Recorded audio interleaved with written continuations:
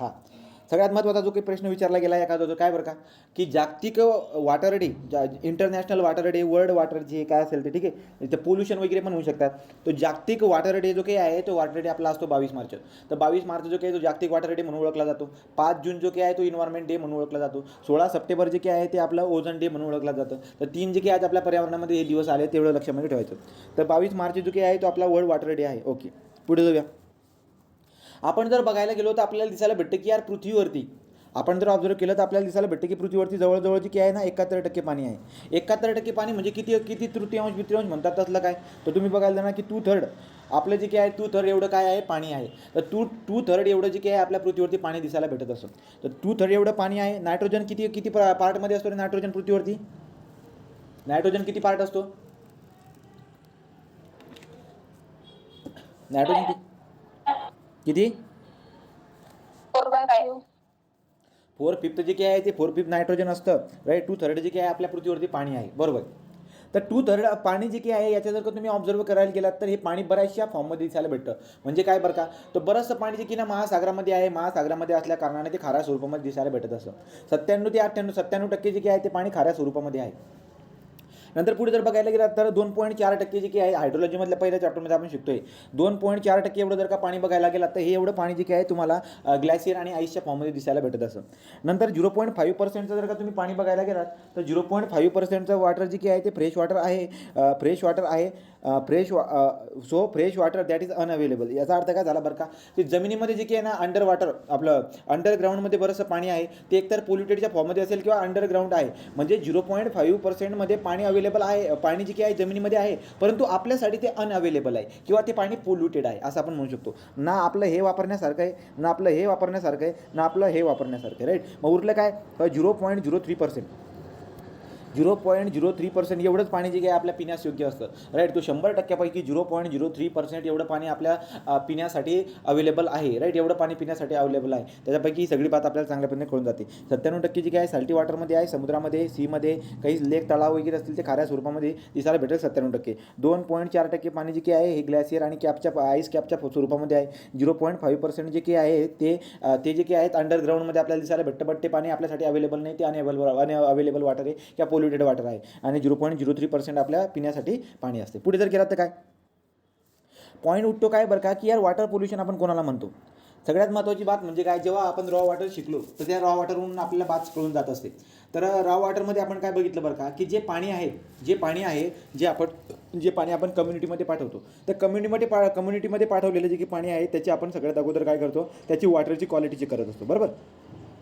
तर कम्युनिटीमध्ये पाठवण्याच्या अगोदर वॉटरची आपण क्वालिटी चेक करत असतो. मग ती फिजिकल क्वालिटी असू शकतात, त्याच्या फिजिकल क्वालिटी, केमिकल क्वालिटी असू शकतात, बायोलॉजिकल क्वालिटी जे काय असतील ते सगळे आपण चेक करून घेत असतो आणि नंतर त्या पाणीला आपण कम्युनिटीमध्ये पाठवत असतो राईट. तर फिजिकल पॅरामीटर आहे आपल्याकडे, chemical parameter, biological parameter check करून आपण काय करायचो, पाठवत असतो. का बरं का, कारण की काय असतं ते जे काही पाणी आहे त्याच्यामध्ये जर का समजा काही ते पाणी जर का समजा दूषित असेल तर त्याचा परिणाम ह्युमन हेल्थवरती, ॲक्वॅटिक इकोसिस्टीमवरती आणि वातावरणामध्ये पण बरेचसे काही घटक असतील त्यांच्यावरती परिणाम होताना आपल्याला दिसायला भेटत असतो. तर मग आपण आता त्याला डिफाईन कशा पद्धतीने करत असतो बरं का, तर water pollution is define as the what so physical, chemical आणि biological characteristic of the water so either become the health hazard and the unfit to use right. तर आपण काय म्हणू शकतो बरं का, की फिजिकल, केमिकल आणि बायोलॉजिकल प्रॉपर्टीमध्ये जो काही चेंजेस वगैरे होत आहे so due to the alternation is means what change.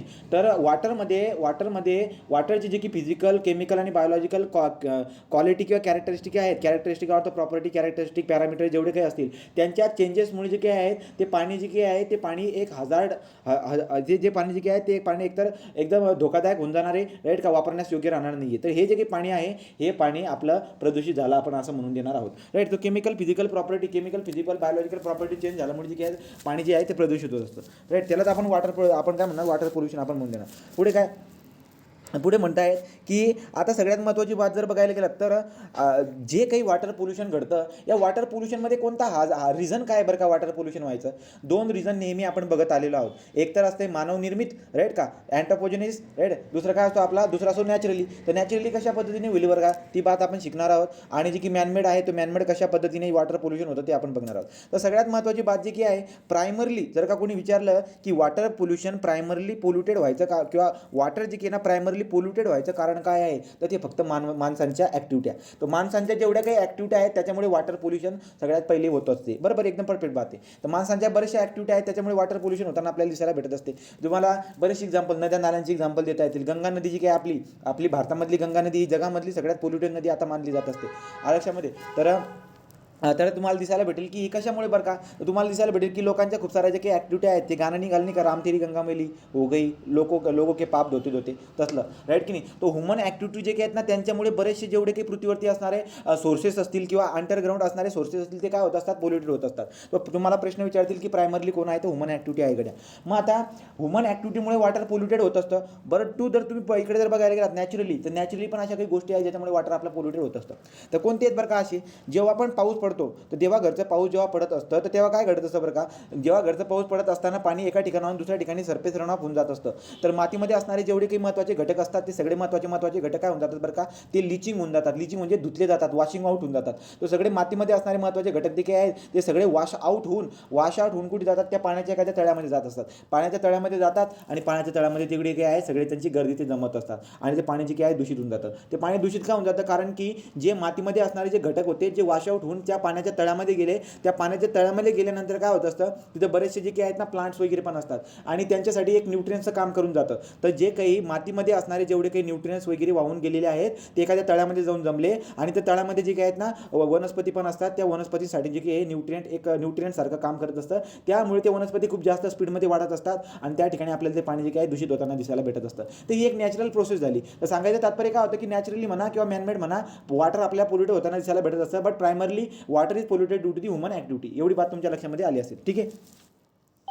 नंतर पुढे जर बघायला गेलं तर water body including the example of the लेक्स, रिव्हर. आता बरेचसे जे काही आहेत वॉटर बॉडी, कोणकोणत्या वॉटर बॉडी दूषित होत आहेत आपण बोलत आहोत लेक्स झाला, रिव्हर झाला, ओशियन झालं, ॲक्विफायर झालं, ग्राउंड वॉटर झालं. हे जेवढे काही वॉटरचे सोर्सेस आहेत हे दूषित होताना आपल्याला दिसायला भेटत असतात. आणि काय कारण सांगितलंय, एक तर ह्युमन ॲक्टिव्हिटी आणि जे काही नॅचरल ज्या घटना घडत असतील त्याच्यामुळे आपल्याला पाणी दूषित होताना दिसायला भेटत असते. Water is typically refer to polluted when it is impair by the anthropogenic contamination. म्हणजे काय बरं का, की मानव निर्मितचा जर का म्हणजे मॅनमेड म्हणजे माणसांच्या जेवढ्या काही ॲक्टिव्हिटी आहेत, माणसांच्या ॲक्टिव्हिटीमुळे जर का पाणी दूषित व्हायचं प्रमाण जर बघायला गेलं, म्हणजे सांगायचं तात्पर्य काय, वॉटर जे पोल्युटेड होत आहे त्याच्यामध्ये सगळ्यात जास्त प्रमाण जे काही आहे ते ह्युमन ॲक्टिव्हिटीचं आहे. हा पॉईंट तो सांगतायत राईट की नाही. तर एका वॉटरला आपण पोल्युटेड तेव्हाच म्हणणार ज्याच्यामध्ये माणसाचा जास्त हस्तक्षेप असेल. तर माणसाचा जास्त हस्तक्षेप जर असेल तर आपण म्हणणार की बाबा हे पाणी जे काही आहे जास्त पोल्युटेड आहे. तो ह्युमन ॲक्टिव्हिटी जी काही आपल्याला लक्षात घ्यावी लागत असते. पुढे so due to this contaminated either does not support the human use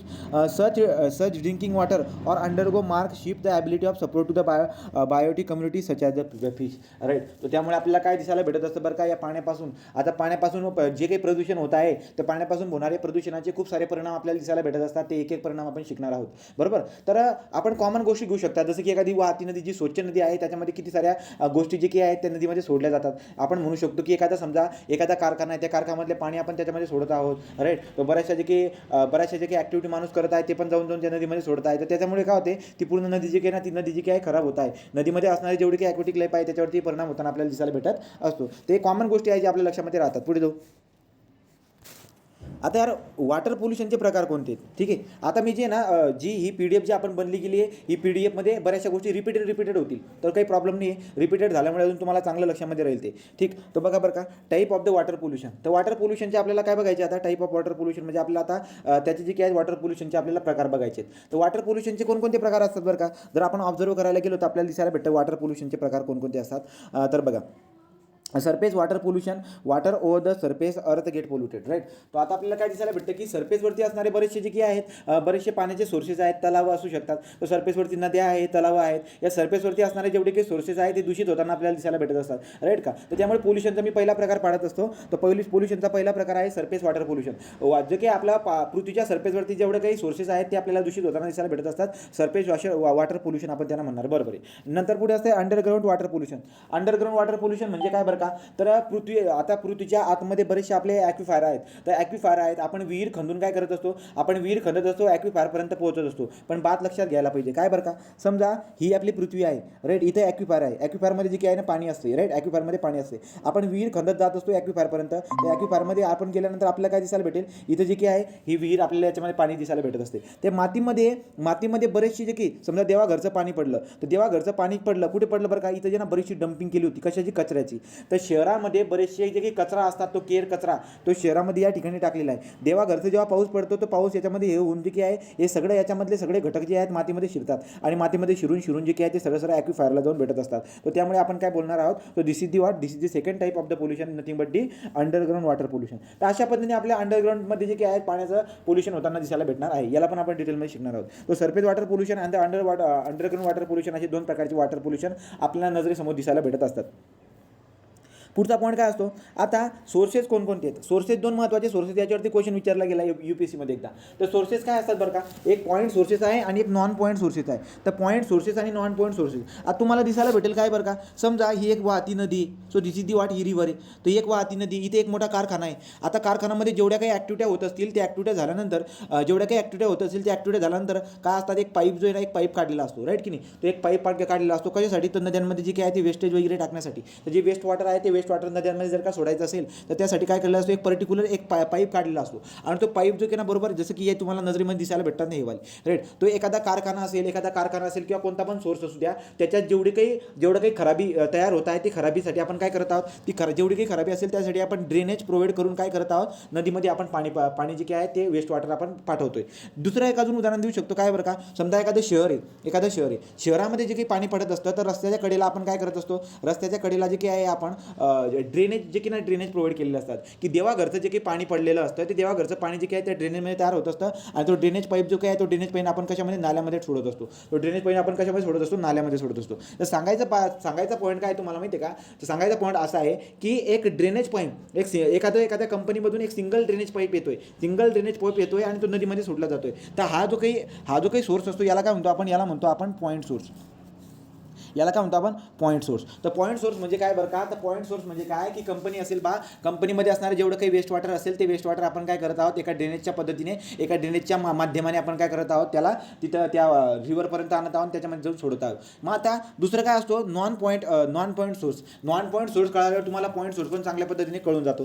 तर नॉन पॉईंट सोर्स म्हणजे काय बरं का, तर जसं की बघा आता समजा हे एखादं शेत आहे आणि इथं कुठेतरी एक नदी तर काय झालं बरं का, इथं जे ना लोकांनी काय करून टाकलं, ते कीटकनाशक बरेचसे कीटकनाशक वगैरे जे की पेस्टिसाइड्स वगैरे जे आहेत ना, ते पेस्टिसाइड वगैरे पिकांवरती फवारणी केली होती. तर पेस्टिसाइड्समधल्या जे की DDT झालं, राईट का, तर जे की क्लोरीन हायड्रोकार्बनचे जे काही असतात ते केमिकल वगैरे त्याची बात आपण करणार आहे पुढे जाऊन. तर बघा आता हे जे की एखादं शेत आहे, या शेतामध्ये असणारे जे की पिकं आहेत त्या पिकांवरती काय केलेले ते केमिकल वगैरे जे आहेत ना मारलेले आहेत. तर केमिकल मारल्यामुळे काय ते पिकांवरती बसतात, पण जेव्हा देवाघरचं पाणी पडतं ते केमिकल सगळे धुवून जे काही ना जमिनीमध्ये जातात आणि जमिनीमधून एवढा मोठा एरिया आहे, कुठून निघतील, इथून जाऊन नदीला भेटेल, इथून जाऊन नदीला भेटेल, राईट का. तर कुठून बरेचसे पॉईंट आहेत, राईट की नाही. तर बरेचसे पॉईंट जे काही आहेत, बरेचसे पॉईंट येऊन नदीला जाऊन भेटत आहेत. तर याला काय म्हणत असतो आपण, नॉन पॉईंट सोर्स पोल्युशन. याला काय म्हणतो आपण, तो नॉन पॉईंट सोल्युशन म्हणजे काय बरं का, की नदीला जे काही हे भेटते, जे काही पोल्युशन आहेत, जे पोल्युटंट्स आहेत, तो नदीला जे काही पोल्युटंट वगैरे भेटत आहेत ते बऱ्याचशा ठिकाणाहून भेटत आहे, राईट का. बऱ्याचशा ठिकाणून म्हणजे काय बरं का, ॲक्च्युली पिकं जे काही आहेत ना, पिकांवरती फवारणी केलेली होती, पण एका पर्टिक्युलर पाईपमधून येतात का, नाही, ते कुठून बी लांबून येत आहेत, राईट का. तुम्हाला ते कळायला पाहिजे एक बात. दुसरी बात काय बरं का, समजा तुम्ही जर बघायला गेलात तर काय, एक तर तुम्हाला सांगितलं मी की एखाद्या जमिनीमधून जे काही आहे त्या जमिनीमधलं लिचिंग होऊन जे काही आहे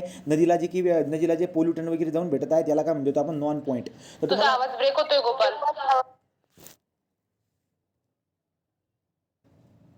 आवाज येतो काय, मी तुम्हाला सोर्सेसचा प्रकार सांगत होतो, सोर्स ऑफ पोल्युशन. तर सोर्स ऑफ पोल्युशन कोणते, मी तुम्हाला दोन सोर्स ऑफ पोल्युशन सांगितले. एक आता पॉईंट सोर्स होता, राईट, एक पॉईंट सोर्स होता आणि दुसरा नॉन पॉईंट सोर्स होता. पॉईंट सोर्स म्हणजे काय, चला आता वाचूया. मी तुम्हाला समजून सांगण्याचा प्रयत्न केला. बघू आता पॉईंट सोर्स काय असतं बरं.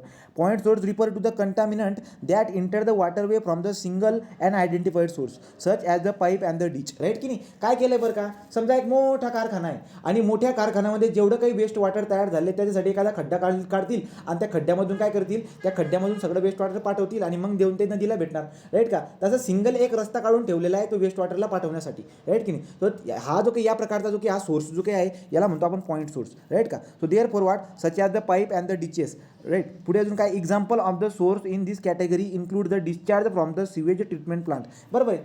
तर सिवेज ट्रीटमेंट प्लांट जो काही आहे त्या सिवेज ट्रीटमेंट प्लांटचं जेवढं काही वेस्ट वॉटर आहे त्याचा आपण काय करत असतो, त्याचा डिस्चार्ज आपण पाठवतो. मीस वाट तो जे एवढे मोठे जे काही हे आहे ते बघा हे राईट की नाही. तो हे काय दिस इज दी पॉईंट सोर्स, याला काय म्हणतो आपण, यांना पॉईंट सोर्स म्हणतो. हे जे तुमच्या नजरेसमोर दिसायला भेटते हे आपले पॉईंट सोर्स आहेत, यांना काय म्हणतो आपण पॉईंट सोर्स. आणि दुसरे काय असतात बरं का.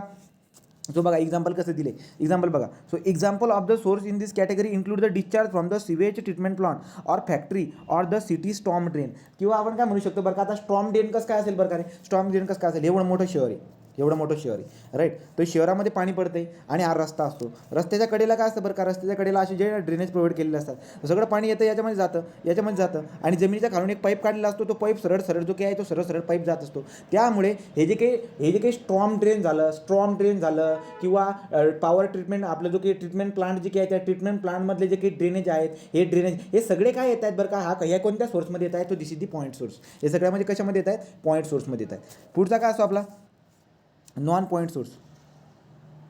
आता नॉन पॉईंट सोर्स म्हणजे काय बरं का, non point source refer to diffusion contamination that does not originate from the single discrete source. तो सिंगल डिस्क्रीट सोर्समधून येत नाही. ते तर तुम्हाला सांगितलं ना मी, वावर आहे की नाही वावर, तर वावरामध्ये केमिकल वगैरे फवारणी केलेली आहे, जेव्हा घरचा पाऊस पडल्यानंतर काय होईल बरं का, तो एका पाईप थ्रू थोडी येतोय ना, एका पाईप थ्रू येत नाही, तो बऱ्याचशा जमिनीच्या कोणकोणत्या पार्टमध्ये जाऊन जो की नदीला लावून भेटत असतो. आवाज नाही येत आहे.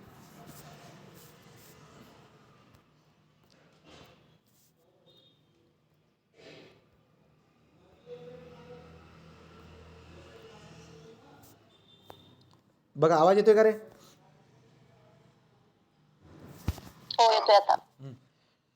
ठीक. तर non point source pollution refer to the diffusion of contamination. So what, so diffusion of the contamination that does not originate from the single discrete source. For example leaching out the nitrogen compound from the fertiliser agriculture land, nutrient run off in the stream water and the sheet flow over the agriculture field and the forest, pet waste are the also cities. तो सांगायचं तात्पर्य काय लक्षात घ्या आता point. आपली जी की नदी आहे त्या नदीमध्ये पोल्युटंट येत आहेत, एकदम बरोबर. कोणते बरं का, दोन सोर्स आहेत यायला. कोणते दोन सोर्स आहेत बरं का, जसं की आता जसं जर बघायला गेला तर दोन सोर्स मी कोणत्या पद्धतीने सांगतो. एक असतो आपला जसं की वेस्टेज हे येत आहेत पाईपाने, वेस्टेज हे येत आहे पाईपाने, राईट का. तर पाईपाने जेवढे काही वेस्टेज असतील याचा जो काही सोर्स असेल हा आपला पॉईंट सोर्स झाला, किंवा आपण त्या पाईपला पॉईंट सोर्स म्हणा, किंवा ते जिथून येत आहे ते सगळे आपले पॉईंट सोर्स झाले. तर पॉईंट सोर्स म्हणजे काय बरं का, आपल्या नदीमध्ये येणारा जो काही पोल्युटंट आहे तो पोल्युटंट जर का समजा सिंगल मार्ग धरून जर का येत असेल तर तो जो काही सोर्स आहे त्याला आपण पॉईंट सोर्स म्हणायचा. आणि आपल्या नदीमध्ये जो पोल्युटंट येत आहे किंवा आपल्या वॉटरच्या सोर्सेसमध्ये जो पोल्युटंट येत आहे त्याचा रस्ता जर का समजा खूप सारा असेल येण्याचा, त्याच्यामध्ये येण्याचा खूप सारा रस्ता जर का असेल, डिपेंडेंट रस्ता वगैरे नसेल, कुठून बी जर का ते येत असेल तर त्याला आपण काय म्हणत असतो, त्याला नॉन पॉईंट सोर्स म्हणत असतात. लक्षात आलं का रे. Point right. पुढे जाऊ. तर पुढचा पॉईंट जर बघायला गेला तर काय बरं का, ब्रॉड क्लासिफिकेशन करून टाकलं आपण. आता ब्रॉड क्लासिफिकेशन कसं केलं. So broad classification domestic influent, industrial influent, surface run off आणि वेस्ट हीट. आता सांगायचं तात्पर्य काय बघा, आपण काय करून टाकलं बरं का, तर जे काही इन्फ्लुएंट वगैरे येत आहेत कशापासून बरं का, हे इन्फ्लुएंट मी तुम्हाला सांगितले, जसं की कारखान्यामधलं वेस्टेज वॉटर असेल किंवा जमिनीमधून जे काही लिचिंग आउट झालेले बरेचसे महत्त्वाचे घटक असतात ते पण पोल्युटंटचं काम करतात, ते पण वॉटरला खराब करायचं काम करतात, बरोबर की. तर मग काय बरं का, डोमेस्टिक इन्फ्लुएंट आहे, घरांमध्ये असणारं जेवढे काही वेस्ट वॉटर असतं ते घरादारामध्ये असणारे वेस्ट वॉटरसुद्धा काय होणार आहे बरं का, त्या नदीमध्ये जाणार आहे. आणि जेव्हा नदीमध्ये जाणारे एक पोल्युटंटसारखं काम करणार आहे. तर देअरफॉर आपण काय म्हणत आहोत बरं का, आपण काय बोलत आहोत, तर आपल्याला सांगायचं की एक डोमेस्टिक इन्फ्लुएंट जी काही आहे ती डोमेस्टिक इन्फ्लुएंटसुद्धा आपलं पोल्युटंटचं काम करतं गड्या. So domestic effluent is also our pollutant. पुढे जर बघायला गेलं तर इंडस्ट्रियल इन्फ्लुएंट, तो इंडस्ट्रियल इन्फ्लुएंट झालं, डोमेस्टिक इन्फ्लुएंट झालं, राईट. नंतर सरफेसवरती वाहणारं पाणी जे काही आहे, सरफेसवरती वाहणारं पाणी एका ड्रेनेजमध्ये उतरतं, तो ड्रेनेजचा पाईप जो काय आहे तो जाऊन आपल्या मोठ्या सोर्सला जाऊन भेटत असतो. So there for surface run off is also or what, so this is or also पोल्युटंटचं काम करणार. तो सरफेस रन ऑफ झालं. नंतर वेस्ट हीट म्हणजे काय बरं का, मोठ्या मोठ्या जे काही हे असतात थर्मल पॉवर प्लांट. तर थर्मल पॉवर प्लांटमध्ये काय करतात बरं का, थर्मल पॉवर प्लांटमध्ये जे गरम झालेल्या वस्तू असतात त्यांना थंड करण्यासाठी कूलंटचा वापर करतात. कूलंट म्हणजे काय बरं का, पाणी वगैरे टाकतात. त्या गरम वस्तूवरती जेव्हा पाणी टाकलं जातं ते पाणी गरम होऊन जात असतं आणि हे गरम पाणी जे आहे गरम पाणी सरळ कुठे सोडलं जातं, नदीमध्ये सोडलं जातं. आणि जेव्हा हे गरम पाणी जेव्हा नदीमध्ये सोडलं जातं तेव्हा नदीमध्ये असणारे जे ॲक्विटिक लाईफ आहे त्यांच्यावरती परिणाम दिसायला भेटत असतो. त्यामुळे हे गरम पाणी सुद्धा आपलं काय काम करतं, पोल्युटंटचं काम करत असतं. राईट. सो गरम पाणी सुद्धा एक पोल्युटंटचं काम करते.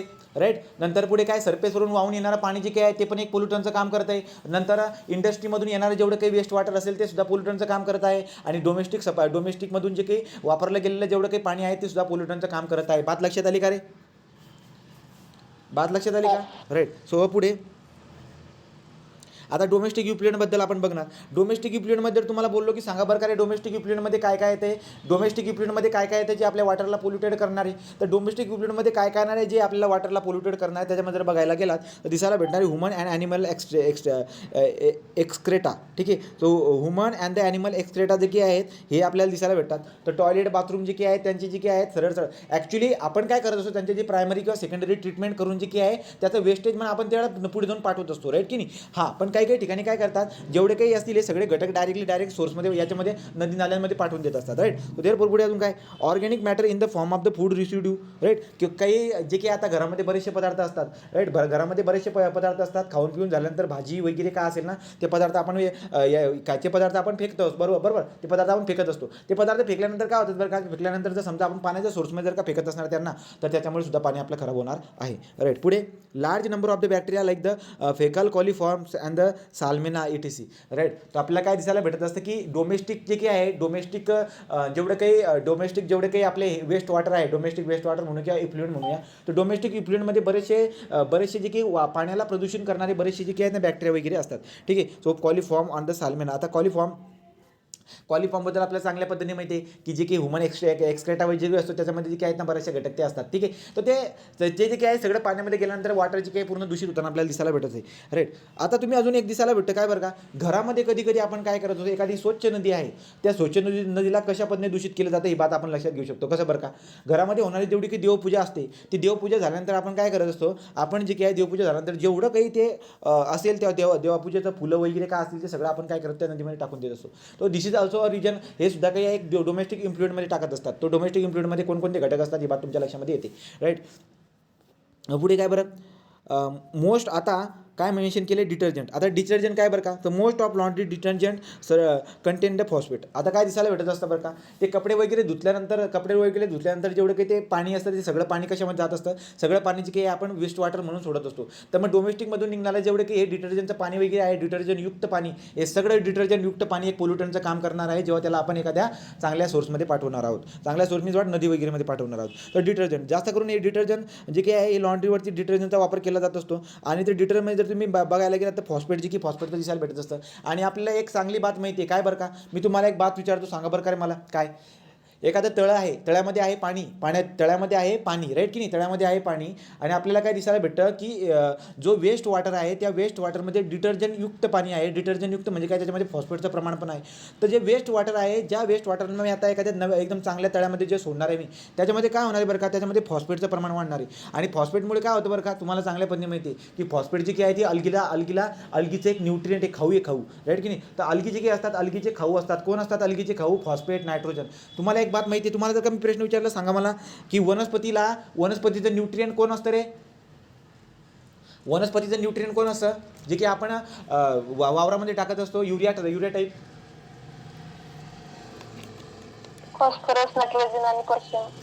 तो नायट्रोजन आणि फॉस्फरस करून जास्त आपण वापर करत असतो. तो प्लांटचे न्यूट्रिएंट म्हणून नायट्रोजन आणि फॉस्फरसचा आपण वापर करत असतो. आता मला एक बात सांगा की जर समजा डोमेस्टिक इफ्लुएंटमधला जो काही आपला डिटर्जंटचा पॉईंट आहे, कपडे वगैरे धुतल्यानंतर निघणारा सगळा काही तो फेस वगैरे जे असेल त्याच्यामध्ये जर का फॉस्फेट असेल आणि हे सगळं फॉस्फेटयुक्त पाणी जर का आपण एखाद्या चांगल्या तळ्यामध्ये जर सोडत असणार तर तळ्यामध्ये फॉस्फेटचं प्रमाण वाढून जाणार आहे. आणि फॉस्फेटचं प्रमाण जर का वाढून गेले तर आणि तिथं जर का समजा प्लांट वगैरे जर का असतील त्या प्लांटला तो खाऊसारखा ॲक्ट करेल आणि जर का त्या प्लांटला खाऊसारखा जर का ॲक्ट झालं तर त्यांची वाढ होताना दिसायला भेटेल. तर काही मुळं असणारे वनस्पती तयार होतात, तर काही बिगर मुळं असणारे वनस्पती जे काही आहेत त्या तळ्यामध्ये तयार होत असतात. तो आपल्याला खूप जास्त अलगीचं प्रमाण दिसायला भेटणार किंवा मुळं असणारे जे वनस्पती ते आपली खाली तयार होताना दिसायला भेटत असतं. आतमध्ये काय होणार ती बात आपण नंतर बघूया. ठीक. तर याचं फेमस एक्झाम्पल जी की आहे ना, फेमस एक्झाम्पल जसं का so laundry detergent content phosphate असते. ब्युटिफुल डाल लेक, हे डाल लेक तुम्हाला लक्षात ठेवायचं आहे.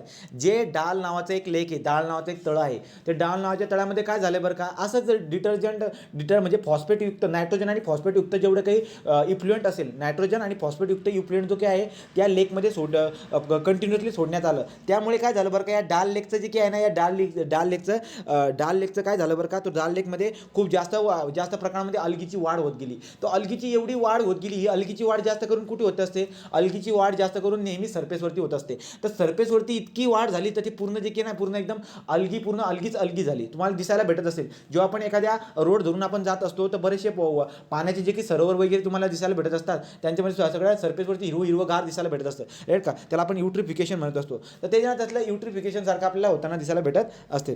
तर डाल लेक जी काय ते एक्झाम्पल आपल्याला दिसायला भेटत असतं. Has been polluted due to the dumping of the raw sewage and domestic effluent from the house. तर घरामधून राईट. सो जवळपासच्या असणारे जे काही लोकॅलिटी असतील किंवा डोमेस्टिक इफ्लुएंट असेल, राईट का, तर लोकॅलिटीपासून किंवा इन्फ्लुएंट असेल कशाचं डोमेस्टिक इफ्लुएंट. तर डोमेस्टिक इफ्लुएंट आणि लोकॅलिटीमध्ये राहणारे जेवढे काही लोक असतात ते सगळे त्या डाल लेकमध्ये काय करतात, कंटिन्युअसली इफ्लुएंट सोडतात आणि त्याच्यामुळे आपल्याला प्रॉब्लेम दिसायला भेटत असतात, राईट. तो हा वाला पॉईंट आपण लक्षात घेतो. पुढे आता खूप सारे टर्म आपल्याला शिकायचे असतात बरं का वॉटर पोल्युशनमध्ये. सगळ्यात अगोदर तुम्हाला डिझॉल्व ऑक्सिजन म्हणजे काय ते माहीत असायला पाहिजे. डिझॉल्व ऑक्सिजन म्हणजे काय बरं का, की पाण्याचे जे काही सरोवर असतील, समुद्र असेल, नदी नाले, समुद्र, तलाव, पॉन्ड्स वगैरे जे काय असतील त्या सगळ्यांमध्ये आपल्याला काय दिसायला भेटत असतं बरं का, ऑक्सिजनचं काही ना काही प्रमाण असतं. जे ऑक्सिजन डिझॉल्व स्वरूपामध्ये, जे ऑक्सिजन मिसळलेल्या स्वरूपामध्ये आहे त्या तळ्यामध्ये, त्यांना आपण डिझॉल्व ऑक्सिजन म्हणत असतो, राईट. हे जे काही डिझॉल्व ऑक्सिजन आहे, हे डिझॉल्व ऑक्सिजन आपल्याला काय दिसायला भेटत असतं बरं का, की डिझॉल्व ऑक्सिजन जास्त एकदम चांगलं शुद्ध पाणी जर का असेल, त्या शुद्ध पाणीमध्ये डिझॉल्व ऑक्सिजन जास्त प्रमाणामध्ये असतो. परंतु डिझॉल्व ऑक्सिजन जी आहे, टेम्परेचर जर का वाढलं, आपल्याला माहिती आहे ना, टेम्परेचर जर का वाढलं तर डिझॉल्व ऑक्सिजन कमी होतं, बरोबर. तर टेम्परेचर वाढल्यामुळे डिझॉल्व ऑक्सिजन कमी होऊन जातं, किंवा सालचं कंटेंट जरी वाढलं तरी सुद्धा डिझॉल्व ऑक्सिजन आपल्याला काय दिसायला भेटतं, कमी होताना दिसायला भेटत असतं, राईट. तर जे काही एखाद्या पाण्याचे जेवढे काही सरोवर असतील त्याच्यामध्ये डिझॉल्व ऑक्सिजन असते. डिझॉल्व ऑक्सिजन जे काही आहे आपण मेजर करत असतो mg/लिटरमध्ये. त्या mg/लिटरमध्ये असणारा जो काही हा डिझॉल्व ऑक्सिजन आहे, हा डिझॉल्व ऑक्सिजन असायला पाहिजे, राईट का. मासे वगैरे जिवंत ठेवायचे असतील तर कमसे कम 4 mg/लिटर एवढं जे काही आहे, कमीत कमी 4 mg/लिटरचं काय असायला पाहिजे, त्याच्यामध्ये डिझॉल्व ऑक्सिजन असायला पाहिजे. तर जाऊन मासे जे काही आहे ते जिवंत राहताना आपल्याला दिसायला भेटत असतात. ओके. हां. तर मग आता डिझॉल्व ऑक्सिजन जो काही आहे, डिझॉल्व ऑक्सिजन म्हणजे काय, चांगल्या पद्धतीने बात आणि पॉईंट लक्षात काय ठेवायचं आहे, क्वेश्चन असेल परीक्षेमध्ये. डिझॉल्व ऑक्सिजन जो काही आहे तो आपल्या टेम्परेचर जर का वाढलं तर तापमान वाढल्यामुळे काय होत असतं, तापमान वाढल्यामुळे जे काही आहे मॉलिक्यूलची कायनेटिक एनर्जी भेटल्यामुळे मॉलिक्यूल एस्केप करून जातात, त्यामुळे जे काही ऑक्सिजन त्याच्यामधून बाहेर पडत असतं. म्हणून आपण म्हणू शकतो की डिझॉल्व ऑक्सिजन जे काही आहे त्याच्यामधून आपल्याला कमी होताना दिसायला भेटत असतं. So due to increasing the temperature dissolve oxygen is going to reduces. तर मग आता एवढी बात दिसायला भेटते. पुढे काय असते, पुढची टर्म असते आपल्याकडे COD BOD राईट का. तर COD BODच्या टर्म पण आपल्याला शिकाव्या लागतात. तर BOD म्हणजे काय बरं का, तर आपल्याला दिसायला भेटतं की समजा यार एखादं हे तलाव आहे, तर तलावामध्ये काय दिसायला भेटतं बरं का, तर तलावामध्ये बरीचशी जी काही आहेत ना, बरेचसे ऑर्गॅनिक मॅटर लोकांनी टाकलेले आहेत. आता तलावामध्ये ऑर्गॅनिक मॅटर, बायोलॉजिकली डिकम्पोज होणारे ऑर्गॅनिक मॅटर, राईट. तर बायोलॉजिकली डिकम्पोज होणारे जे काही ऑर्गॅनिक मॅटर आहेत, ते ऑर्गॅनिक मॅटर एकूण किती आहेत, राईट. तर बायोलॉजिकली डिकम्पोज होणारे ऑर्गॅनिक मॅटर एकूण किती आहेत त्याच्यामध्ये ते फाइंड आउट करण्यासाठी आपल्याकडे एक टर्म असते, राईट का, तो BOD, राईट का. तर BOD या टर्मच्या मदतीने आपण काय हे करत असतो की एखाद्या पाण्याच्या सरोवरमध्ये बायोलॉजिकली डिकम्पोज होणारे ऑर्गॅनिक मॅटर किती आहे ते शोधण्यासाठी आपल्याकडे BOD असते. आणि BOD मीन्स व्हॉट, तो समजा आता एक बात दिसायला भेटते काय बरं का, सो समजा एखादं सरोवर आहे, या सरोवरमध्ये बरंचसं ऑर्गॅनिक मॅटर आहे आणि ऑर्गॅनिक मॅटर कोणता, तर तो म्हणजे बायोलॉजिकली डिकम्पोज होणारा. तर बायोलॉजिकली डिकम्पोज होणारा ऑर्गॅनिक मॅटर आपल्याला या ठिकाणी दिसायला भेटते, ठीक आहे. आता काय, जेवढा जास्त माल असेल, तर जेवढा जास्त ऑर्गॅनिक मॅटर असेल तेवढं जे काही ऑक्सिजनची जरूरत असते, बरोबर आहे. आता मला सांगा, जर का समजा आपण जर बघायला गेलो की दोन पोरं आहेत आणि त्यांच्यासाठी आपण 2 प्लेट बनवलेल्या आहेत, बरोबर की 2 प्लेट बनवल्या आहेत. परंतु इथं जर का समजा 10 प्लेटा जर का असतील तर 10 प्लेटांसाठी आपल्याला किती लागतील, 10 जण लागतील. म्हणजे याचा अर्थ काय, मायक्रो ऑर्गॅनिझम बी जास्त असतात, ऑर्गॅनिक मॅटर जर जास्त असेल तर मायक्रो ऑर्गॅनिझम बी त्यांच्या सोबत असतात, जास्त असतात. आणि दुसरी महत्त्वाची बात म्हणजे त्यांना ऑक्सिजन पण जास्त लागतं. सांगायचं तात्पर्य काय आहे की जर का समजा जर का समजा शोधून झाल्यानंतर BOD मी फाइंड आउट केला एखाद्या सोर्सचा, तर सोर्सचा BOD फाइंड आउट केल्यानंतर मला कळालं की यार BOD जास्त आहे. जर का समजा मला कळालं की त्या पाण्यामध्ये BOD जास्त आहे, याचा अर्थ मला काय अंदाज येतो, मला येतो की त्याच्यामध्ये ऑर्गॅनिक मॅटर जो की आहे, ऑर्गॅनिक मॅटर बायोलॉजिकली डिकम्पोज होणारा ऑर्गॅनिक मॅटर आहे जो आहे ना, तो पण काय आहे, तो पण जास्त आहे. तर लक्षात घ्या, जर का समजा त्याच्यामध्ये जर का समजा पाण्याच्या सरोवरमध्ये पाण्याच्या सरोवरची तुम्ही BOD पाण्याच्या सरोवरची BOD आपण कशी मेजर करतो, तर आपण 20 दिवसासाठी काय करतो, इन्क्युबेटेड ॲट वाट, तो टेम्परेचर किती असतं आपलं, तो टेम्परेचर जे काय आहे आपलं 20 डिग्री सेल्सिअस जे काय आहेत, तर तुम्हाला 20 डिग्री सेल्सिअसवरती आपण काय करत असतो, 5 दिवसासाठी त्याला इन्क्युबेट करत असतो आणि त्याची ऑक्सिजन डिमांड आपण कॅल्क्युलेट करत असतो. राईट. तर एखाद्या सोर्सवरती प्रयोग करून मी त्याची BOD काढून टाकली आणि ते BOD काढून टाकल्यानंतर मला काय दिसायला भेटतं बरं का, BOD जर का मी काढून टाकली तर त्या पाण्याच्या सरोवरमध्ये एकूण किती घाण आहे, कोणत्या प्रकारची घाण, तर ऑर्गॅनिक मॅटर तर आहे पण कोणत्या प्रकारची बायोलॉजिकली डिकम्पोज होणारी ऑर्गॅनिक मॅटर एकूण त्याच्यामध्ये किती आहे हे मला फाइंड आउट करता येत असतं. ठीक आहे. तर मग पाणी दूषित आहे की नाही आहे हे ओळखण्यासाठी आपण याचा जे की आहे याचा आपण यूज करू शकतो. राईट. मग परीक्षेमध्ये तुम्हाला विचारून घेत असतात की यार पाण्यामध्ये किती BOD असली की पाणी दूषित आहे किंवा काय आहे. राईट की नाही. सगळ्यात अगोदरची बात बघा, जर का समजा पाण्यामध्ये 8 mg/L पाण्यामध्ये 8 mg/L एवढं मी डिझॉल्व ऑक्सिजनबद्दल बोलतो इथं, हा जो पॉईंट आहे हा डिझॉल्व ऑक्सिजनबद्दल बोलतोय. जर पाण्यामध्ये 8 mg/L एवढं जर का समजा पाण्यामध्ये 8 mg/L एवढं जर का डिझॉल्व ऑक्सिजन जर का असेल ते पाणी दूषित आहे. थोड्या प्रमाणामध्ये का असू नये ना, पण पाणी दूषित आहे. राईट. जर पाण्यामध्ये मी ऑब्झर्व केलं, राईट का, मी डिझॉल्व ऑक्सिजन काढला, एखाद्या सोर्सचा मी डिझॉल्व ऑक्सिजन काढला आणि डिझॉल्व ऑक्सिजन काढून मला कळालं की 8 mg/L पेक्षा कमी आहे. राईट का. तर 8 mg/L पेक्षा जर का कमी असेल तर समजून घ्यायचं पाणी दूषित आहे. राईट. आणि जर का समजा DO काढला मी आणि 4 mg/L याच्यापेक्षा कमीवाली व्हॅल्यू निघून गेली, 4 mg/L किंवा त्याच्यापेक्षा कमीवाली जर का निघाली तर ते पाणी जे की ना सगळ्यात जास्त दूषित आहे, ते पाणी सगळ्यात जास्त दूषित आहे. तर डिझॉल्व ऑक्सिजनवरून पाणी दूषित आहे की नाही हे अशा पद्धतीने आपण ठरवत असतो. राईट. आणि BOD वरून आपण काय केलं बरं का, तर BOD वरून जे काही आहे आपण त्याच्यामध्ये असणारा बायोलॉजिकली डिकम्पोज होणारा ऑर्गॅनिक मॅटर किती आहे हे आपण शोधून घेत असतो. एवढी बात आपल्याला चांगल्या पद्धतीने कळते. बात क्लिअर आहे का तुम्हाला रे. सो देअरफॉर आपण काय बोलतो, BOD जेवढी जास्त असेल, BOD directly proportional to the what organic matter, जेवढी जास्त BODची व्हॅल्यू येईल तेवढी जास्त त्याच्यामध्ये ऑर्गॅनिक मॅटर आहे असा आपला अंदाज लागत असतो. राईट. आणि दुसरी महत्त्वाची बात म्हणजे काय, मी तुम्हाला प्रश्न विचारतो, मला उत्तर सांगा रे. जर BOD जर का जास्त असेल, तर डिझॉल्व ऑक्सिजन काय असेल,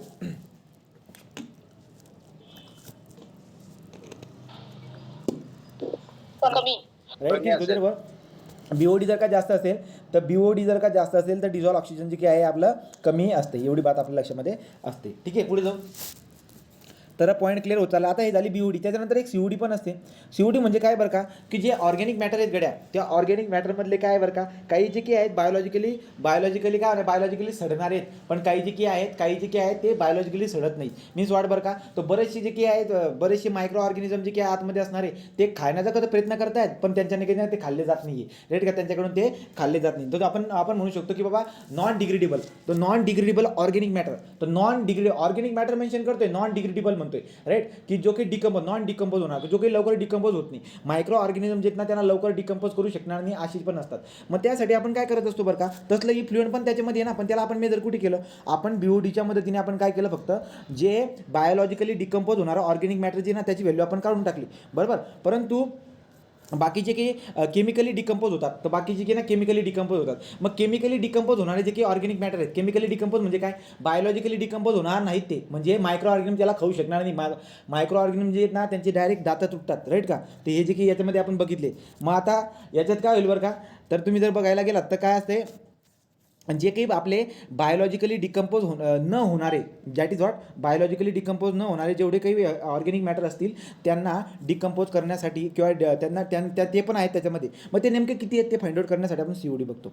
मग जर तुम्ही CODची जर का व्हॅल्यू काढून टाकली तर त्याच्यामध्ये असणारं एकूण ऑर्गॅनिक मॅटर किती आहे ते तुम्हाला फाइंड आउट करता येईल. राईट. तर मग आपल्या पाण्याच्या सरोवरमध्ये एकूण ऑर्गॅनिक मॅटर किती आहे सगळ्या प्रकारचा, तो बायोलॉजिकली डिकम्पोज होऊ द्या का केमिकली डिकम्पोज होऊ द्या, तर बायोलॉजिकली आणि केमिकली डिकम्पोज होणारा जेवढा काही ऑर्गॅनिक मॅटर आहे तो एकूण ऑर्गॅनिक मॅटर किती आहे त्या पाण्यामध्ये, ते एकूण ऑर्गॅनिक मॅटर किती आहे ते फाइंड आउट करण्यासाठी आपल्याकडे काय असते, केमिकली ऑक्सिजन डिमांड, ज्याला आपण COD म्हणत असतो. आणि BOD म्हणजे काय, बायोकेमिकल ऑक्सिजन डिमांड. तर तुम्हाला याच्यावरती प्रश्न विचारतील ते, तो biochemical oxygen demand long form वगैरे विचारतील. राईट. अशा पद्धतीने लक्षात राहू द्या. पुढे गेलो. आता पुढे जर गेलात तर काय बरं, इंडस्ट्रियल वेस्ट. आता हे काय होतं बरं का, हे होतं डोमेस्टियल वेस्ट. आपण बोललो ना की यार कोणकोणते प्रकारचे इफ्लुएंट आहेत बरं का, कोणकोणते प्रकारचे पोल्युटंट आहेत, किंवा आपण म्हणू शकतो ना आपली जी काय नदी आहे त्या नदीमध्ये पोल्युटेड करणारे बरेचसे इन्फ्लुएंट आहेत. त्याच्यामधलं मी डोमेस्टिक इन्फ्लुएंट सांगितला. आता मी दुसरा सांगतोय तुम्हाला इंडस्ट्रियल इन्फ्लुएंट. तर इंडस्ट्रियल इन्फ्लुएंटमध्ये आपण काय बघतोय बरं का, तर इंडस्ट्रियल इन्फ्लुएंटमध्ये मला बरेचसे घटक दिसायला भेटतात. जसे की काय, गंमत बघा, जसे काय बरं का, so industrial usually discharge the waste water in to the point and lake. बरोबर आहे. तर जे काही मोठमोठ्या कंपन्या इंडस्ट्री असतात त्याच्यामध्ये असणारं वेस्ट वॉटर जे काही आहे ते वेस्ट वॉटर काय करतो आपण, वेस्ट वॉटर एखाद्या पाईपलाईन काढून जे काही आपण त्याच्यामध्ये सोडत असतो, राईट का. तो देअरफॉर आपण त्याला पॉईंट सोर्स म्हणतो, राईट का. तर पॉईंट सोर्सच्या मदतीने आपण काय करणार, किंवा पाईपलाईनच्या मदतीने आपण त्याच्यामध्ये सोडत असतो. तर नदीसाठी तो काय आहे, नदीसाठी तो एक पॉईंट सोर्स आहे, राईट की. नदीसाठी तो काय आहे, पॉईंट सोर्स आहे. मग आता आपल्याला दिसायला भेटतं काय, industrial usually discharge the waste water in to the ponds, lakes and the river. Industrial waste water containing heavy metal. बरोबर. आता मला एक बात सांगा, इंडस्ट्रीमध्ये बरेचसे प्रोडक्ट वगैरे तयार होत असतात, राईट की नाही. तुम्हाला एक बात आठवते का रे, जो की पेपर पल्प आहे त्या पेपर पल्पमध्ये कशाचा वापर करतात तुम्हाला आठवते का, पेपर पल्पमध्ये कशाचा वापर करतात तुम्हाला आठवते का बरं का. एक कोणता तरी मेटलचा वापर करतात, जो मेटल जो की आहे लिक्विडच्या फॉर्ममध्ये असतो. कोणता मेटल लिक्विडच्या फॉर्ममध्ये असतो, मर्क्युरी. मर्क्युरी आणि मर्क्युरी आणि कोण, गॅलियम. तर मर्क्युरी आणि गॅलियम जे की आहेत हे दोघं आपले काय असतात, लिक्विडच्या फॉर्ममध्ये आपल्याला दिसायला भेटतात. आता मी तुम्हाला काय बोललो की यार मर्क्युरी जो की आहे, हा मर्क्युरी आपला कुठे पेपर पल्पमध्ये पण वापरत असतात. त्याचे होणारे परिणाम पण आपण बघितले होते की शोषणाद्वारे जर का आपल्या शरीरामध्ये मर्क्युरी जर का गेला तर त्याच्या संशयामुळे जे की आहे, त्यांच्या जास्त स्टोरेजमुळे जे काय आपल्याला काय होत असते, डोक्याचा मेंदूचं डॅमेज दिसायला भेटतं, मेंदूचं डॅमेज, नंतर लिव्हरचं डॅमेज होताना दिसेल, नर्वस सिस्टीमचं डॅमेज होताना दिसायला भेटत असतं. ते पॉईंट आपण तिथे कव्हर केलेले आहेत. परंतु यार या इंडस्ट्रीमधून निघणारे जे की इन्फ्लुएंट आहे, त्या इंडस्ट्रीमधून निघणाऱ्या इन्फ्लुएंटमध्ये बरेचसे मेटल पण असतात, राईट का. तो इंडस्ट्री निघणारे बरेचसे जे काय आहेत ना, बरेचसे घटक असतात. त्या घटकमध्ये काय हेवी मेटल असतात. मग हेवी मेटलमध्ये कोण, जसं की मर्क्युरी आहे, लीड आहे, अर्सेनिक. तुम्हाला माहिती आहे अर्सेनिक सगळ्यात पॉईझन आहेत, मर्क्युरी पण सगळ्यात पॉईझन असतो. तर मग मर्क्युरी झाला, लीडचे परिणाम पण तुम्हाला माहिती आहे. सांगा बरं का रे, लीड कुठे कुठे वापरतात, लीडचा वापर कुठे कुठे करतात, आठवते का सांगा मला. लीड जी काय आहे पेंटमध्ये आपण वापरत असतो, बरोबर. लीड जी काय आपण सौंदर्य प्रसाधने वगैरे जे काय आहेत त्याच्यामध्ये आपण लीड वापरत असतो. लीडचा वापर आपण कुठे करत असतो बरं का, तर लीडचे जे काही आहे आपण पेंटिंगमध्ये, सौंदर्य प्रसाधने वगैरे, किंवा जे काही आपले हे असतात पेट्रोल डिझेल वगैरे, त्या पेट्रोल डिझेलमध्ये सुद्धा आपण लीडचा वापर करतो. बात लक्षामध्ये राहू द्या, पेट्रोल डिझेलमध्ये आपण वापरायला नको, त्यामुळे त्याच्यावरती बंदी पण घातली होती. पण भलेही त्याच्यावरती बंदी घातली, पण त्याचे वेगवेगळे सोर्सेस अजूनही अवेलेबल आहेत, बरोबर आहे. तर मग आता हे इंडस्ट्रीमधून निघणारे जेवढे काही इफ्लुएंट असतात त्याच्यामध्ये हेवी मेटल असतात. हेवी मेटल जसे की काय बरं का, मर्क्युरी, लीड, अर्सेनिक, कॉपर झालं, कॅडमियम झालं, राईट की नाही. तो यांचे परिणाम पण बघायचे, परीक्षेमध्ये विचारले त्यांचे, ठीक आहे. तो झालं. पुढे inorganic pollutant such as the acid. तर हे काय होते बरं का, तो हे सगळे जे काय आहेत या प्रकारचे जे काय आहेत ना हेवी मेटल येत आहेत. पुन्हा अजून इनऑर्गॅनिक पोल्युटंट म्हणजे काय, ॲसिड झालं, अल्कली झालं, ब्लिचिंग लिक्विड झालं. ब्लिचिंग लिक्विड तर कंपन्यांमधून निघणारे जे की इफ्लुएंट आहे त्याच्यामध्ये इनऑर्गॅनिक पोल्युटंट आहे, राईट. नंतर हेवी मेटल्स पण आहेत त्याच्यामध्ये, राईट. तो इनऑर्गॅनिक पोल्युटंटमध्ये ॲसिड आहे, अल्कली आहे, ब्लिचिंग लिक्विड दिसायला भेटते. पुढे ऑर्गॅनिक पोल्युटंट जे काही आहे, ऑर्गॅनिक पोल्युटंटमध्ये प्रोटीन आहे, सेल्युलोज आहे, फायबर, नंतर काय आहे बरं का, प्युट्रिसिबल ऑर्गॅनिक मॅटर. तर ऑर्गॅनिक पोल्युटंटमध्ये प्रोटीन, सेल्युलोज, फायबर हे सगळे घटक जे काय आहेत इंडस्ट्रीच्या इफ्लुएंटमध्ये दिसायला भेटतात. तर इंडस्ट्रीच्या इफ्लुएंटमध्ये काय असतं एवढी बात मी तुम्हाला सांगण्याचा प्रयत्न केला. डोमेस्टिक याच्यामध्ये काय असते ते तर आपल्याला कळालं. हे 4-5 बाता आहे, खालच्या 4-5 बाता आपण ॲडजस्ट करून सांगू शकतो. पुढे आता यार सरफेस जे काय आहे, surface runoff is also a type of the what, it is also type of the what pollutant म्हणूया, किंवा पोल्युशन करण्यामध्ये याचा देखील हात आहे. तर सरफेसवरून रनऑफ होऊन आलेलं पाणी जे काय आहे ते सुद्धा एक पोल्युटंट सारखं काम करत असतं. तर कसं काम करणार बरं का ते सरफेसवरून रनऑफ आलेलं पाणी, तर गंमत बघा. Surface runoff from the field in organic fertiliser. मग आपल्याला माहिती यार की जे काही पिकांवरती आपण जे फर्टिलायझर वगैरे हे करत असतो, पिकांना देण्यासाठी जे आपण फर्टिलायझरचा वापर करत असतो ते इनऑर्गॅनिक असतं, राईट की नाही. तो फर्टिलायझर जे काय ऑर्गॅनिक इनऑर्गॅनिक दोघे प्रकारमध्ये दिसायला भेटत असतात. तर जे इनऑर्गॅनिक फर्टिलायझर आपण वापर करत आहोत, पेस्टिसाइड्स वगैरे वापर करतात. पेस्टिसाइडमध्ये काय असते, DDT जे काय असतं ते DDT पेस्टिसायझर असते. पुढे नंतर इन्सेक्टिसाइड्स असणार, manures bring the heavy loads of the pollutant in to the natural water body. तर घडते काय बरं का, जे काही आपण पेस्टिसाइड्स इन्सेक्टिसाइड्स राईट का जे इनऑर्गॅनिक फर्टिलायझर आपण यूज करत आहोत पिकांसाठी, ते काय होतं बरं का, पाऊस पडल्यानंतर ते काय होतं असतं, ते पाऊस पडल्यानंतर एक तर सरफेसवरून ते वाहून जात असतं, तर त्यांची लिचिंग सरफेसच्या वरती त्यांची लिचिंग होऊन जात असते आणि सरफेसवरून रन ऑफ होऊन जे काय आहे हे रन ऑफ होऊन कुठे जात असतं, एखाद्या वॉटर बॉडीमध्ये जाऊन बसतं आणि सगळे जर का समजा वॉटर बॉडीमध्ये गेलेत तर आपल्याला कळायला काय दिसायला भेटेल बरं का, की ॲक्वॅटिक लाईफ जे काही आहे त्यांच्यामध्ये हे सगळे केमिकल त्यांच्या शरीरामध्ये जाऊन पोहोचतील राईट. आणि त्यांच्या शरीरामध्ये लक्षात घ्यायचं, एखाद्या लेकमध्ये असणारी जे की ॲक्वॅटिक लाईफ आहे, एखाद्या लेकमध्ये असणारी जी ॲक्वॅटिक लाईफ आहे त्या ॲक्वॅटिक लाईफने जर का समजा हे केमिकल वगैरे जर का खात गेले, त्यांच्या खाण्यापेक्षा जास्त जर का केमिकल जर का ते घेत गेले तर त्यांना काय होईल बरं का, त्या टर्मला काय म्हणतो आपण, बायोमॅग्निफिकेशन. बायोमॅग्निफिकेशन म्हणजे काय लक्षात घ्या, एखादं पाण्याचं सरोवर आहे, पाण्याच्या सरोवरामध्ये आहे जीवजंतू, एखादं पाण्याचं सरोवर आहे, पाण्याच्या सरोवरामध्ये आहे जीवजंतू, ॲक्वॅटिक लाईफच्या ठिकाणी दिसायला भेटत असते. परंतु काय होत असते, आपले जे की शेतं आहे त्या शेतामध्ये आपण इनऑर्गॅनिक फर्टिलायझरचा वापर करत असतो, पेस्टिसाईडचा वापर करत असतो, इन्सेक्टिसाईडचा वापर करत असतो. पाऊस पडल्यानंतर काय होतं, शेतामधले असणारे जे काय आहे ते सगळे जे वॉश आउट होऊन जे काय आहेत रस्ता पकडून काय असतात एखाद्या वॉटर बॉडीमध्ये येऊन पोहोचून जातात. तर रस्ता धरून बरोबर एखाद्या वॉटर बॉडीमध्ये येऊन गेली, वॉटर बॉडीमध्ये आल्यानंतर काय असतं, त्याच्यामध्ये असणारे ॲक्वॅटिक लाईफ जे काय आहेत त्यांना अन्नापेक्षा जास्त केमिकल ते खात असतात आणि याला काय म्हणतो आपण, याला म्हणतो आपण बायोमॅग्निफिकेशन. तो बायोमॅग्निफिकेशन आपण त्याला म्हणतो देतो की ॲक्वॅटिक लाईफ जी काय आहे त्यांच्या अन्नापेक्षा जर का ते जास्त केमिकल खात असतील तर त्या टर्मला आपण काय म्हणतो, बायोमॅग्निफिकेशन आपण त्याला म्हणत असतो. ठीक आहे. तर आता आपण बोलत का होतो, सरफेस रनऑफबद्दल बोलत आहोत. पुढे this can occur when the soil is saturated is fully capacity then red. बरोबर आहे. आता मला सांगा, तुम्हाला जर का मी प्रश्न विचारला की सांगा रन ऑफ कधी होतं, शेतामधलं पाणी वाहून जाईल, कधी वाहून जाईल बरं का, जबरदस्त मुसळधार पाऊस झाल्यानंतर काय झालं बरं का, मातीला जेवढं पाणी शोषायचं होतं तेवढं शोषून घेतलं, वॉटर टेबल पूर्ण भरल्यानंतर जे काय आहे वरचं सगळं पाणी जे काय आहे ते वरचं सगळं पाणी रनऑफमध्ये जातं. आता वरचं जे पाणी सगळं रनऑफमध्ये जात आहे त्याच्यामध्ये हे सगळे जे केमिकल्स आहेत ते मिक्सचर झालेले असतात आणि ते सुद्धा वाहून जात असतात. पॉईंट लक्षात आला right. So this can be occur when the soil is saturated fully right capacity and more quickly than the soil can absorb it. बरोबर आहे. तर सॉईल ज्या रेटने ॲब्झॉर्ब करते त्याच्यापेक्षा जर का समजा त्याच्यापेक्षा जास्त रेट जर का समजा वाहण्याचा असेल, जे तुम्हाला गोष्ट रिलेट होते ती राईट, तर त्याच्यानुसार जे की ना रनऑफमध्ये आपल्याला रनऑफ तयार होताना दिसायला भेटत असते. ओके. पुढे फर्टिलायझर इन्क्लूड नायट्रेट. आता फर्टिलायझरमध्ये काय काय असतं म्हणजे NP राईट, NPK वगैरे आपण वापरतो. तर तुम्हाला दिसायला भेटेल नायट्रोजन, फॉस्फरस, पोटॅशियम वगैरे जे काही आहेत आपण खतांसाठी वापरत असतो. बरोबर आहे. तर मग आता हे खतांमध्ये वापरलं गेलेलं जे की फॉस्फेट वगैरे असेल, phosphate, sulphate, potassium, sulphate of the potassium, they may be rich ground through leaching and may carry river, lake and pond. बरोबर.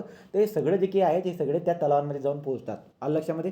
तर पॉईंट काय चालला आपला, सरफेस रन ऑफ. तर सरफेस रन ऑफ जे काही आहे, सरफेस रनऑफमध्ये आलेलं जे की पाणी आहे ते सुद्धा आपलं काय आहे, एक पोल्युटंट आहे. तो सरफेस रनऑफमध्ये आलेलं एम्प्लुएंट सुद्धा आपलं काय आहे, एक आपलं पोल्युटंट आहे, वॉटर पोल्युटंट. पुढे यार हे सरफेस रनऑफमधून आलेल्या पाण्याचा काय परिणाम होईल. काल एक प्रश्न बघितला होता आपण MPCमध्ये आलेला, तुम्हाला प्रश्न विचारला होता की ते जे युट्रिफिकेशन वगैरे होत असतं, ॲक्च्युली युट्रिफिकेशन कशामुळे होत असतं बरं का, कॉमन पाथ आहे काय बरं का, की सरफेस रनऑफ, एक तर सरफेस रनऑफची बात केली, हे बघा अशा पद्धतीने समजा एखादा हे तळ आहे राईट, इथे एखादी जमीन आहे राईट, तर काय होईल, सरफेसवरून पाणी वाहून पाणी आलेलं जे की अशा पद्धतीने जाईल, किंवा सरफेसच्या आतमध्ये ते पाणी पेनिट्रेट होईल आणि पाणी पेनिट्रेट होऊन जे की अशा पद्धतीने इथं दिसायला भेटेल. हे दोघं जे की रस्ते आहेत, हे दोघं शेवटी अल्टिमेटली काय आणणार आहेत, हे दोघं रस्ते अल्टिमेटली त्या तळ्यामध्ये नायट्रोजनचं, फॉस्फेटचं प्रमाण वाढवणार आहे. आणि जर का समजा तळामध्ये फॉस्फेटचं प्रमाण जर का वाढलं तर पिकांसाठी एक न्यूट्रिएंटचं काम करतं. पिकांसाठी पीक मीन्स वॉट, मी प्लांटबद्दल बोलतो, तर प्लांटसाठी एक न्यूट्रिएंटचं काम करत असतं. तर मी यामध्ये असणारे प्लांट कोणकोणते असतात,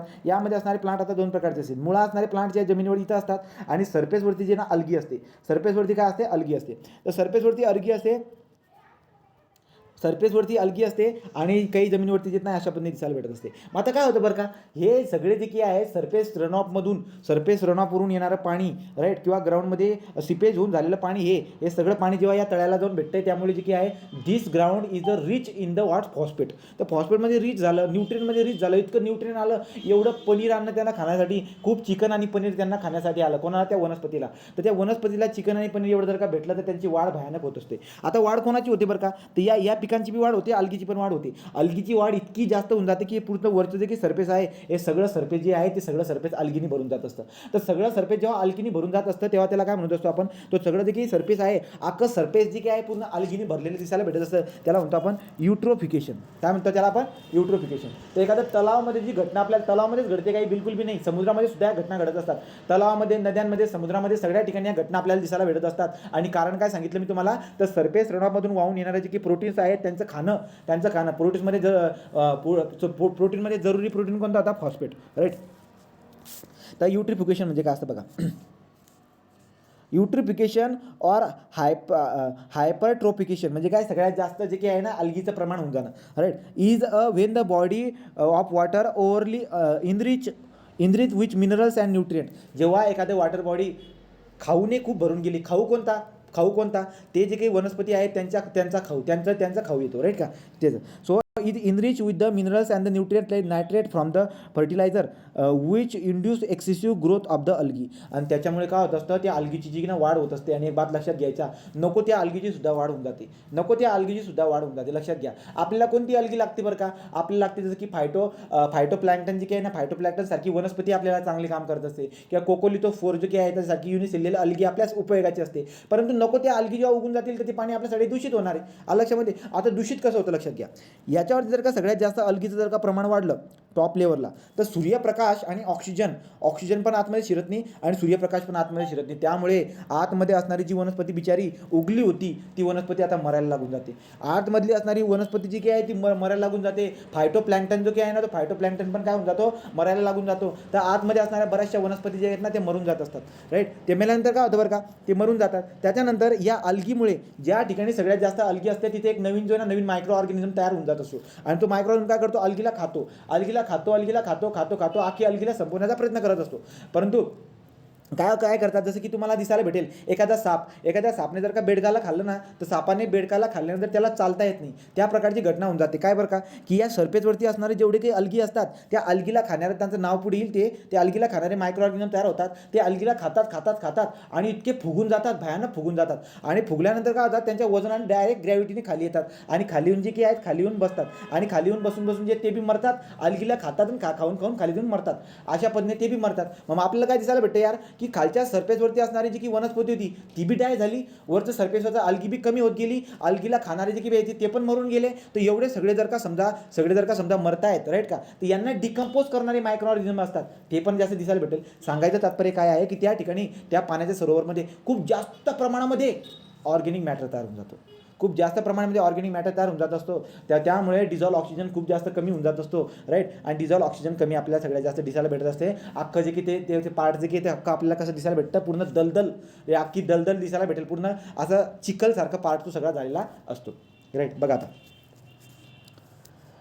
eutrophication or the hypertrophication is a body of the water become overly enriched with minerals and nutrient nitrate from the fertilizer which is induce excessive growth of the algae. This process may result in the oxygen depletion of the water body, algal bloom and डाल लेकचं example तर famous आहे.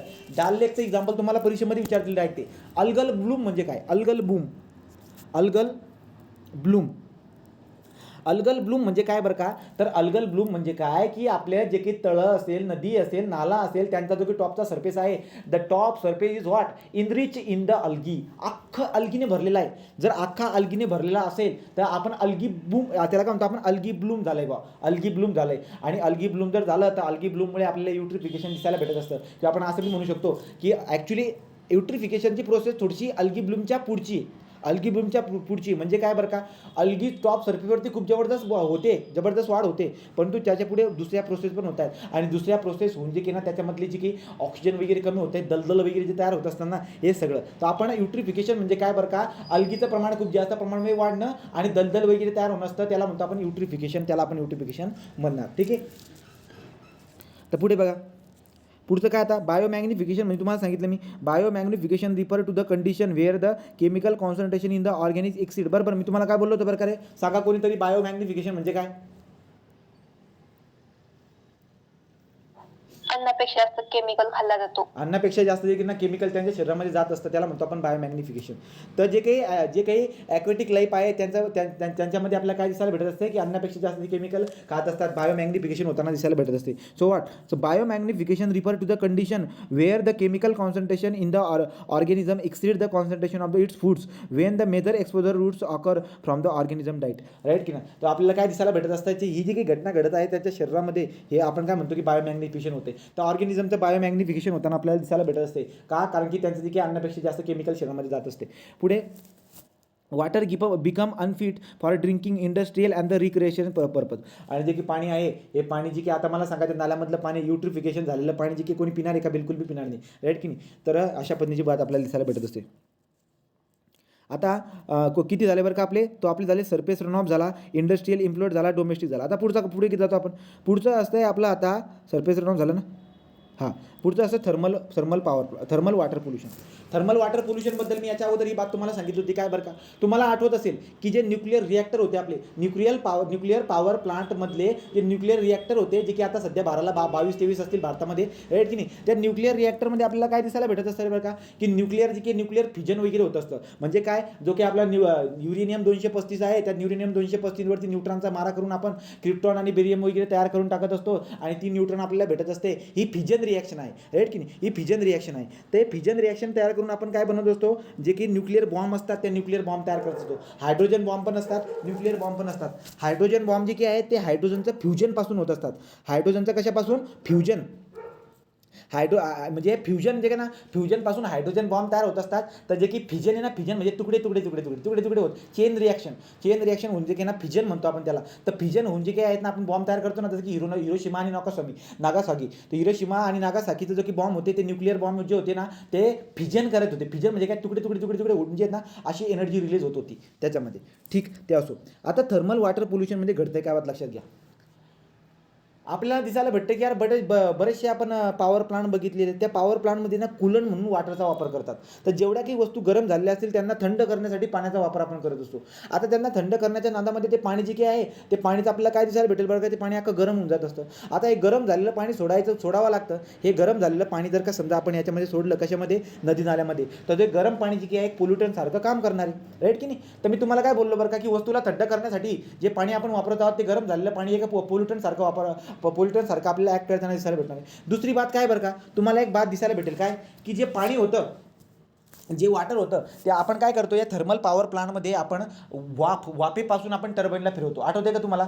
आपण वाफेपासून टर्बाईनला फिरवतो म्हणजे काय बरं का? की जी न्यूक्लिअर एनर्जी तयार वगैरे होत असेल त्याचं जे काही आहे आपण त्याचा वापर करून आपण पाण्याला गरम करून आपण पाण्याची एकदम वाफ बनवतो. त्या स्टीमपासून आपण काय करतो? टर्बाईनला फिरवतो आणि मग जाऊन आपण आपली इलेक्ट्रिसिटी जनरेट करत असतो. पण तुम्हाला एक बात दिसायला भेटेल की यार जी स्टीम होती त्या स्टीमच्या मदतीने काय होतंय? स्टीमच्या मदतीने ते फिरते.